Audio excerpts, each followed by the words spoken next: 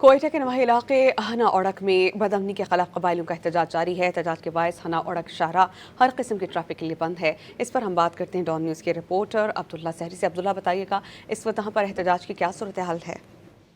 جی بالکل، یہ کوئٹہ کا سیاحتی اور نواحی علاقہ ہے جہاں گزشتہ شب کالن تنظیم کی جانب سے ببری کے مقام پر حملہ کیا گیا اور مقامی قبائلی نمائندین جو وہاں کے رہائشی افراد ان کے باغات اور دیگر زرعی اراضی کو نقصان پہنچانے کی کوشش کی، تاہم قبائلی نمائندین نے رزسٹ کرتے ہوئے کالن تنظیم کے کارندوں کا مقابلہ کیا اور 1 گھنٹے تک فائرنگ کا تبادلہ جاری رہے، جس کے بعد سیکورٹی فورسز کے پہنچنے کے بعد کالن تنظیم کے دہشت گرد واپس پہاڑوں کی جانب فرار ہونے میں کامیاب ہوئی، جس کے بعد جو قبائلی نمائندین انہوں نے نوڑک کے مقام پر دھرنا دیا۔ اس وقت بھی دھرنا جاری ہے۔